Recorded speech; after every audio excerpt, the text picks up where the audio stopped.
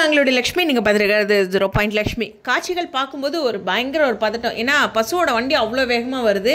காவேரி அதை சுத்தமாக கவனிக்காமல் செல்லை பார்த்துட்டு இருக்க மாதிரி இருக்குது. ஐயோயோ ஏன்னா இப்படி ஒரு பிரச்சனையா அப்படின்னு இருக்கும்போது ரிலாக்ஸ். நமக்கு ஷூட்டிங் ஸ்பாட் அப்டேட் ஆல்ரெடி கிடச்சிருச்சு. காவேரி வந்து ரொம்ப க்ளீனாக ஹாப்பியாக அவங்களோட அந்த காஸ்டியூமே வந்து ஒரு பிரைட்டாக இருக்குது. ஓகேவா? ஸோ எந்த ஒரு பிரச்சனையும் இல்லை. ஆனால் இவங்க வந்து ரொம்ப வந்து சோதிக்கிறாங்க நம்மளை. என்னென்னா இந்த ப்ரெக்னென்சி டைமில் இந்த ஆக்சிடென்ட் மாதிரி அது மாதிரியான காட்சிகள்லாம் கொடுத்து அப்படின்ட்டு.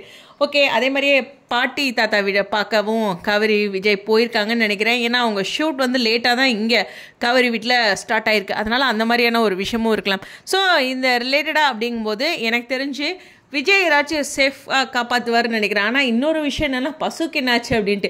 அவர் எப்படியும் கார் வந்த வேகத்தில் விடுறாரு. இப்போ காவேரி அந்த பக்கம் நகர்ந்துடுறாங்கன்னு வச்சுக்கோங்களேன். அப்போ பசுக்கு ஆக்சிடென்ட் ஆகும் தானே, அந்த மாதிரி ஒரு விஷயம் இருக்குது இல்லை. ஸோ அதனால் அப்படி ஒரு விஷயம் நடக்கிறதுக்கு இருக்குது. நம்ம ஒன்று நினச்சா அங்கே ஒன்று நடக்கும். பட் ஆனால் குழந்தைக்கு எதுவும் ஆகாது அப்படிங்கிறத மீண்டும் மீண்டும் பதிவு பண்ணிக்கிறேன். ஏன் அப்படின்னா அடுத்தடுத்து அவங்களுக்கான ஒரு பியூட்டிஃபுல் ட்ராக்கு, அவங்களுடைய காஸ்டியூமு இதெல்லாம் நமக்கு ஷூட்டிங் ஸ்பாட் அப்டேட்டில் கிடைச்சதுனால எல்லாருமே வந்து ஒரு ஹாப்பியான மூடில் தான் இருக்காங்க. ஓகே, குமரனுடைய ரீப்ளேஸ்மெண்ட் இந்த லைவ் உங்களுக்கு ஞாபகம் இருக்கான்னு தெரியல. ஃபேன் பேஜஸ்லாம் அப்போவே ஷேர் பண்ணியிருந்தாங்க. அதாவது குமரன் பிக் பாஸ் போகிறது கன்ஃபார்ம் ஆனதுக்கப்புறமே. ஸோ அப்போ புரியல இப்போ புரியுது அப்படின்ட்டு. ஏன்னா இந்த லைவ்லேயே ஒரு இடத்துல குமரன் ஒரு பெரிய சம்பவம் செஞ்சுருப்பாரு, வெயிட் பண்ணி பாருங்க அப்படிங்கிற மாதிரி சொல்லிப்பாங்க. சீன் வைஸ்மே அவர் பெரிய சம்பவம், ஒரு ஜுவல் வாங்கி கொடுத்துருக்காரு, ஆர்டரை கம்ப்ளீட் பண்ணியிருக்காரு அப்படிங்கிறது தான் இன்னைக்கான காட்சிகள்லேயே அவர் ஒரு பிரியாவிடை கொடுத்த மாதிரி இருக்குது. இதுக்கப்புறம் அவர் ஷூட்டிங் ஸ்பாட் அப்டேட் ஏதாச்சும் கிடைச்சிருக்கா எனக்கு தெரியல. ஏன்னா இன்னைக்கு காட்சிகள் பார்க்கும்போது அவர் ஒரு பிரியாவிடை கொடுக்குற மாதிரி தான் இருக்குது. எல்லாத்துக்கும் ஒரு பொறுப்பாக ஒரு பதில் சொல்லிட்டு போகிறாரு. ஸோ குமரனோட ரீப்ளேஸ்மெண்ட் நான் எதிர்பார்க்குறேன். பிரவீன் மெனட் சார் வந்து கண்டிப்பாக யமுனாவோட ரீப்ளேஸ்மெண்ட்டு சில ரீப்ளேஸ்மெண்ட் அப்பெல்லாம் அவரே அனௌன்ஸ் பண்ணியிருந்தார். ஸோ ஸ்டில் குமரன் பற்றி எதுவுமே சொல்லலை. பார்ப்போம் என்ன நடக்குதுன்ட்டு. ஓகேவா? நிச்சயமாக ரீப்ளேஸ்மெண்ட்டை நான் விரும்பல, ரீப்ளேஸ்மெண்ட் என்ன விரும்புது அப்படின்னு பிரவீன் சார் சொல்கிறது தான் ஞாபகத்துக்கு வருது.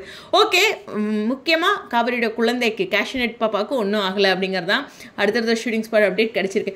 ஹோப் இது இந்த மாதத்தோட ஆரம்பத்தில் எடுத்த ஷூட்டா அப்படிங்கிறது எனக்கு தெரியல. ஆனால் இந்த காஸ்டியூம் அந்த ப்ளூ சுடிதார் வந்து நம்ம முன்னாடி பார்க்கல. ஓகேவா? அது எந்த ஒரு அப்டேட்டுமே வரல. இந்த மாதிரி சீன் எடுக்கிற மாதிரி டெக்னிக்கல் சைடும் ஏதோ ஒரு பதட்டத்தை கொடுத்துருப்பாங்க, கொடுக்கல. ஸோ இந்த மாதத்தோட ஆரம்பத்தில் எடுத்துருக்கலாம், இல்லைன்னா போன மாதம் இறுதியாக இருந்திருக்கலாம். ரொம்ப ரொம்ப முக்கியமான விஷயம், பசு அவர்களுமே ஏதோ ஒரு தேங்க்யூன்னு ஒரு போஸ்ட் போட்டாரு. நான் அதுக்கும் பதில் தெரியாமல் உட்காந்துட்டு இருக்கோம். ரைட்டா? சரி, நான் உட்காந்து பேசிட்டு இருக்கேன், அதனால உட்காந்துட்டு இருக்கேன்னு சொல்கிறேன். ரைட்டா? சரி, வெயிட் பண்ணி பார்ப்போம். உங்களுடைய கருத்துக்கள் ஸ்டேடியம்.